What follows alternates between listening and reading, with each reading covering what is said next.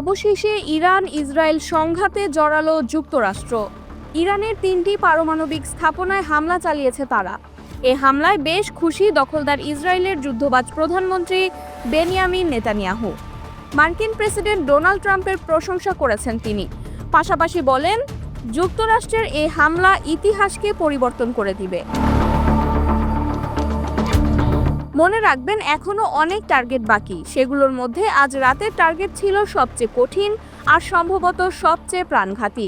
এক সংক্ষিপ্ত টেলিভিশন ভাষণে বলেন মিস্টার ট্রাম্প, শনিবার রাতে ইরানের ফোর্থ, নাতাঞ্জ ও ইস্পাহানে হামলা চালায় যুক্তরাষ্ট্র। হামলার কিছু সময় বাদেই একটা ভিডিও বার্তা দেন নেতানিয়াহু। ওই বার্তায় মার্কিন হামলাকে টার্নিং পয়েন্ট হিসেবে আখ্যা দেন তিনি। নেতানিয়াহু বলেন, এ হামলা মধ্যপ্রাচ্যে এবং তার বাইরের সমৃদ্ধি ও শান্তির ভবিষ্যতের দিকে নিয়ে যেতে সাহায্য করতে পারে। সোশ্যাল প্ল্যাটফর্ম এক্সে এক পোস্টে নেতানিয়াহু লেখেন, প্রেসিডেন্ট ট্রাম্প ও আমি সহসায় বলি, শক্তির মাধ্যমে শান্তি। প্রথমে আসে শক্তি ও পরে শান্তি। রাতে ট্রাম্প ও যুক্তরাষ্ট্র শক্তির প্রদর্শন করল। এর আগে এক আনুষ্ঠানিক বিবৃতিতে যুক্তরাষ্ট্র জানিয়েছে, শনিবার গভীর রাতে ইরানের 3টি পারমাণবিক স্থাপনায় বিমান হামলা চালানো হয়।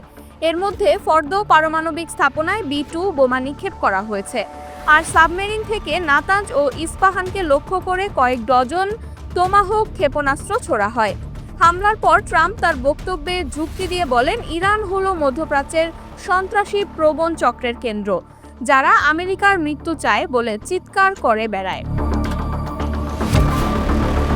এখন ইরান পাল্টা জবাবে ওই অঞ্চলের মার্কিন সামরিক স্থাপনাকে টার্গেট করতে পারে। ইরান আগেই সতর্ক করেছিল, যে কোনো মার্কিন হামলা আঞ্চলিক যুদ্ধের ঝুঁকি বাড়াবে এবং ইরান এর উচিত জবাব দেবে।